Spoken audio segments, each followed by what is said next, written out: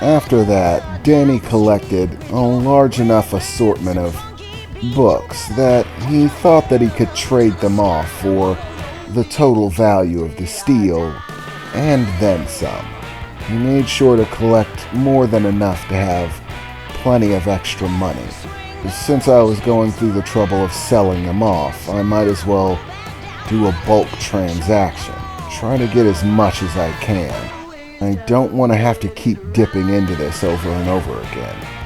The more times I try to make transactions like this, the more obvious it becomes that I have a stockpile of them. I'd rather have people believe I lucked into a single stockpile and it's gone now. But if I keep digging into it, people are gonna know that there's more, and they'll come looking. That much I knew from experience. But, lucky enough for us, after taking the books and going to make the arrangements, everything seemed to go without a hitch. The dealer was more than willing to make the exchange, and gave Danny all of the steel, the special kind that he was getting rid of, as well as basically all of the other high-tech gear that he was trying to hawk, which was a sizable amount, and he even threw in a good amount of money to go along with it, so that we could buy more supplies in other places. All of it came in handy, as over the next few days, after the deal transpired, we had the hard work of trying to get blueprints together and begin to make upgrades into Titan's form. Quite frankly, the Doctor was more useful than I initially anticipated he would be. With Titan's overall upgrade, surprisingly, he lived up to his reputation when it came to being able to program. In fact, he was coming up with custom one-of-a-kind programs that were basically out of this world, and one by one beginning to integrate them into Titan's systems. Programs that help regulate the flow of information between me and Titan. Far more detailed programs for analyzing Titan's systems. And he even started building frameworks for the programs that would interact with the weaponry. Radically advanced stuff. And he was doing it so fast. Honestly, I couldn't keep up with it. Primarily, I spent my time focusing on upgrading Titan's physical systems. Even though XPCs were basically state-of-the-art, they also weren't built to be all-encompassing master machines. They had a specific purpose, and just like most things, they were built specifically to be good at that one purpose. There was no need for variations, so Titan's actual hardware was fairly limited. But the equipment that we got off of that vendor gave me plenty of work with, along with some other stuff that Danny started packing in, buying from other vendors. I managed to upgrade Titan's sensing capabilities, giving it a range of perceptual capabilities. Systems that functioned like sonar, allowing her to emit waves and then read her surroundings by seeing how long the bounce back took from those waves. Scanning units that would allow her to use laser lights to scan objects and things in a nearby proximity. Processing boosters that would increase the amount of information that she could process and the speed at which she could do it. I installed a full system of micro cameras around her body frame so that she could see in basically every direction.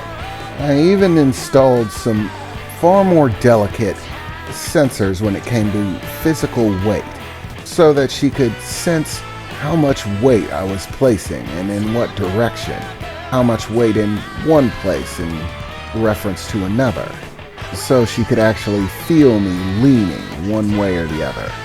and many more delicate things like that. I also had to upgrade her overall memory capacity, as what was equipped within the XPC was actually fairly limited, enough for a basic AI program. I say basic, but AI programs are huge.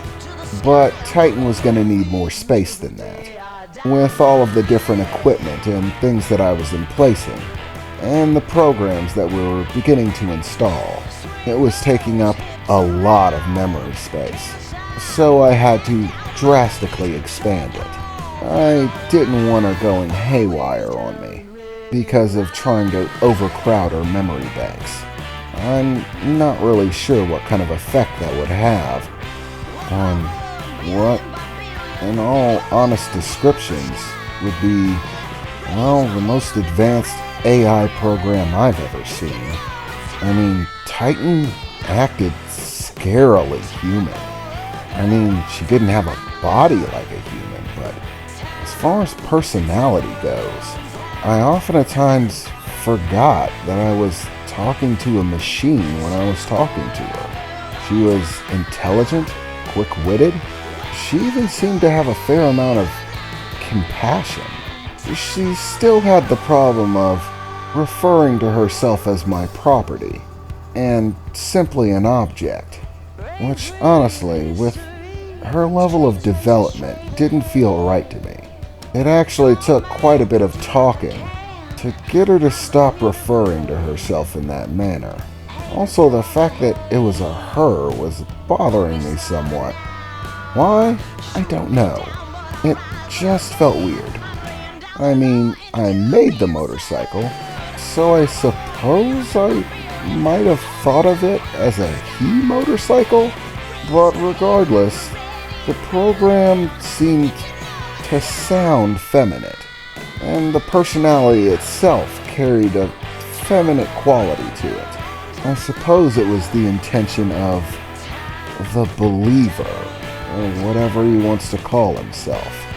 Quite frankly, that whole thing still has me reeling with more than a few questions.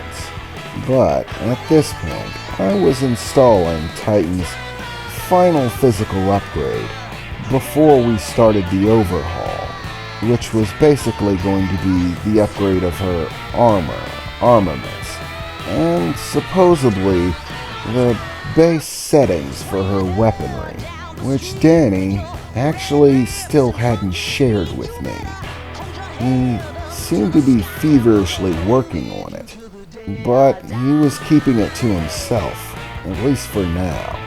But I definitely needed that information. Regardless, I was more focused on Titan's final upgrade, at least for this round. As I put the final wires into place and locked the piece of equipment into position, I stepped back for a moment. Okay, Titan, go ahead and check, see if you can activate it. This is basically an enhanced voice emulation device. The doc went ahead and wrote up a program that should allow you to communicate through it. Okay, just give me a second. There's just so much equipment here that I'm still trying to get used to. Okay, feels like I got it. Hello, can you hear me?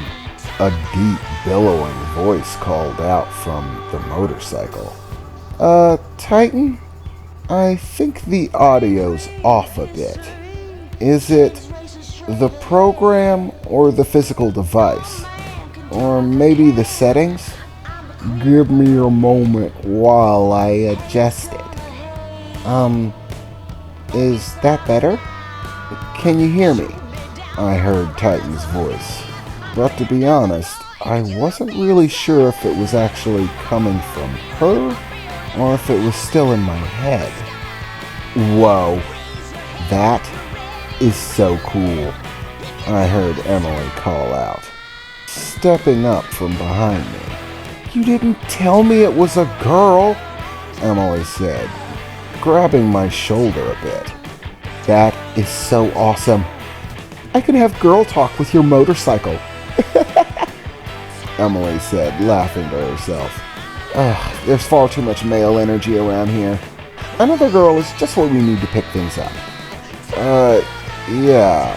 Sorry I didn't tell you. I wasn't sure if it was important, I suppose. And I'm still not technically sure if Titan's a girl. She just sounds feminine. I don't really know if she wants to be called female or not. I suppose she's going to make that decision for herself. Or hisself.